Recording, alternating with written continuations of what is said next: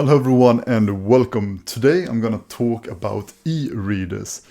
I know it's a bit weird for a book collecting channel to be talking about e-readers, but I've been recording hours upon hours of footage for the physical book. I have a deep love for the physical book, of course. It's what my whole channel is all about, and I want to share the world that the proper reading experience will always be to have a physical copy that you can read, and it's also very important that it's a good quality book as well, in my opinion, if you want like the supreme reading experience.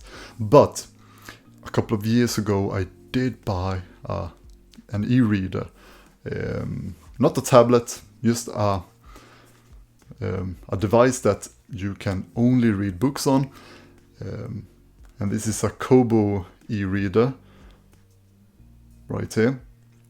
And I wanted to talk about e-readers in this video a bit, my own opinions about them, how they compare to the physical book, and what some of my pros and cons are regarding these small devices.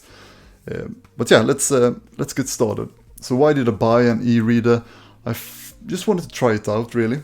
I have read good things about them, and I had in my earlier, when I was a bit younger, I read books on my, I think it was some kind of Android Google tablet or something. But reading on a tablet is not what I would recommend ever, because there's so many different distractions on a regular tablet that you won't get on an e-reader. You have internet access and a browser and games and all of those things and notifications that can disturb you while you are reading. So I can never recommend reading on a regular tablet. And there's also the problem of the display. If you want to read late at night, it's not very helpful for your sleep if you are blasting your eyes with blue light from the display. And also, I found it very hard for the eyes to focus on the display for long amounts of time. So reading on a regular tablet or an iPad or anything like that, I wouldn't recommend it at all, unless it's for short amounts like newspapers and things like that. So that's why I wanted to try an e-reader. So I decided to buy this one. It's a Kobo, I think it's called H2O or something. I think it's waterproof. Not that I've tried it, but I hope it is. Although I'm not usually reading this near water anyways. But I decided to get this one. It had some pretty good reviews. The price wasn't extremely high, although it is higher than buying like one single book, unless it's like a more expensive book. But this one can store hundreds of books, of course, since books don't take much space at all. So I decided to buy this one, and I started reading on it. And I have to say, e-readers are extremely good for certain situations that I have noticed. And some of those situations are when you are traveling, especially. You can bring this on and have hundreds of books inside here. You can read whatever you want in any situation. So if you're on the train, on the plane, on the bus, waiting on the bus, if you're having a break at work, you can just take this one out. It doesn't take any space at all. It's very small. It's just perfect for when you want to read on your travels. So that was one of the reasons, and one of the things I really enjoyed from the beginning is how portable it is, how you can just bring it anywhere you want, and it doesn't take any space, and it's just so easy to get a lot of books with you wherever you go. The other way, the other positive thing about an e-reader is it's very, very comfortable when you are reading. Usually I read this one in bed. It's so easy to, like, if you want to sleep on your side and read, if you want to lay on your side and read, you can just flip it over and the text will, rotate, if you want to lay out in the sun and read like this. It's very easy for that as well. It just has so many advantages that a physical book doesn't have, because when you're reading a physical book, you always have to worry about the weather. You have to worry about how you position yourself so you don't damage the book, because the pages are pretty fragile, and especially if you are traveling with a physical copy is not something I like doing, because they always end up in a bad way, some way or another, when you are traveling. But an e-reader can take a beating, although I do recommend having like a case or a cover. I haven't used one for this one because I couldn't find any for this type of Kobo e-reader. I don't think, at least not in Sweden. But yeah, it will get some scratches if you're not careful enough. But when I travel the next time, I will try to find some way to cover up the display. So yeah, it's very comfortable. It's perfect for reading in whatever posture or setting that you like. So that's another advantage for the e-reader, that I think it's better than the overall physical book, although some paperbacks are quite easy to read as well. And then we have the other advantage is that you can have the paper backlit.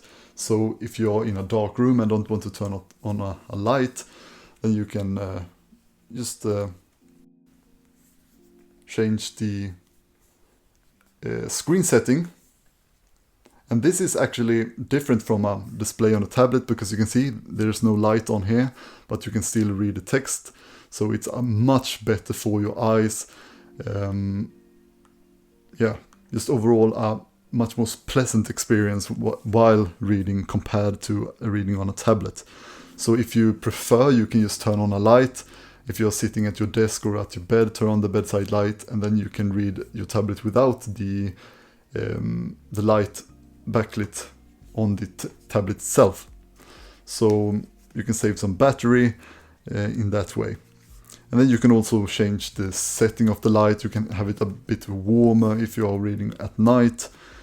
And another advantage I have really enjoyed is that you can change the, well, this is perhaps a bit extreme, but you can change the text size to whatever you prefer, unless it's a PDF, because then you probably can't. But most files you can change the text size as well, and that's something I have really found to be useful as well, because when you all have a bit bigger text size and you feel that you are flipping page a bit quicker, I feel like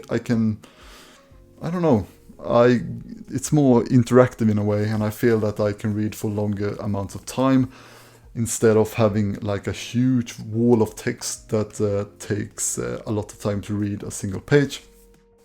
So that's another advantage I think compared to the physical book.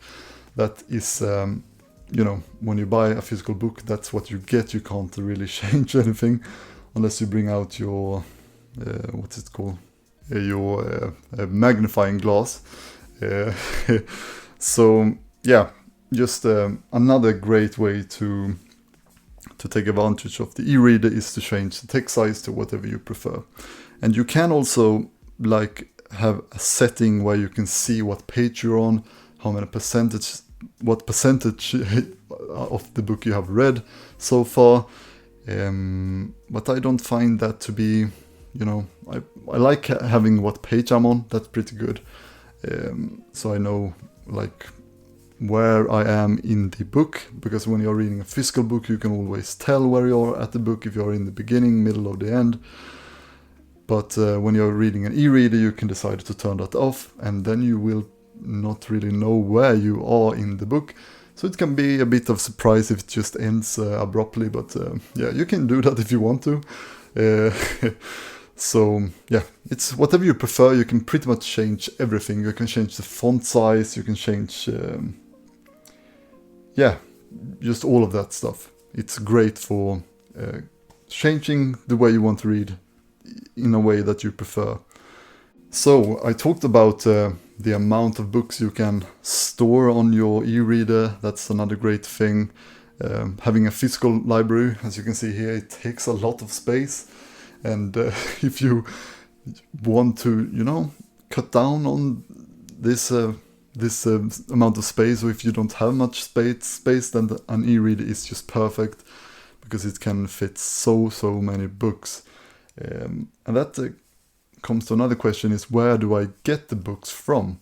There's a few different ways. You can buy from Amazon, buy from your local online bookstore. They usually always have ebooks. You can get them from the Kobo store, or the store that your e-reader is using. Or you can download them for free on the internet. That works for things that are very old and that don't have any copyright protection anymore. But it also works for pretty much any book you ever could imagine. If there's a will, there's a way usually for books. I don't say that you should do that, but honestly, if you want to try out a new author, it's very helpful to read them first on like a e-reader, and then if you decide that you like them, you go and buy the physical copy. That's it's pretty much like a library. But yeah, you can find that stuff out on your own. But it's important to always support, book publishers, to support authors, so that you don't take advantage of the way the internet works and how to get stuff for free. So yeah, that just it's gonna say that. But what are the disadvantages of an e-reader? Well, the disadvantages are everything that is apparent with the physical book, and the things I love about the physical book that you can never replicate in an e-reader. And those things are like just the feel of the book, the weight, the look of the paper, the quality of the paper, the smell of the book, the illustrations. There's so much stuff that I love with the physical book that you can never replicate with an e-reader. An e-reader is good for travel, for reading comfortably. And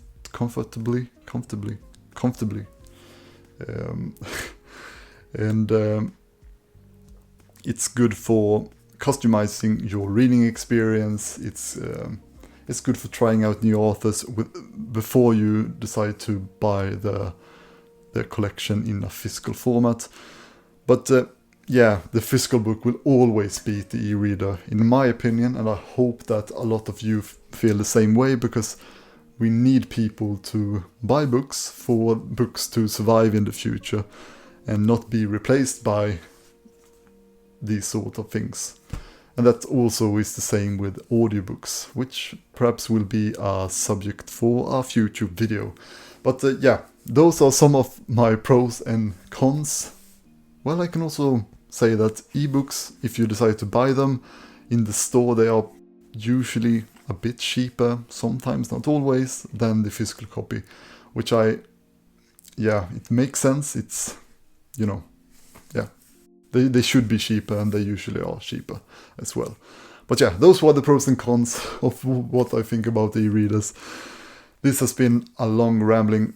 Sorry, I'm not very good at talking to a camera like this. I prefer standing behind the camera and filming, books, but sometimes I enjoy this as well. And I hope you have enjoyed watching. Thank you all so much for watching, and I hope to see you all next time. Bye.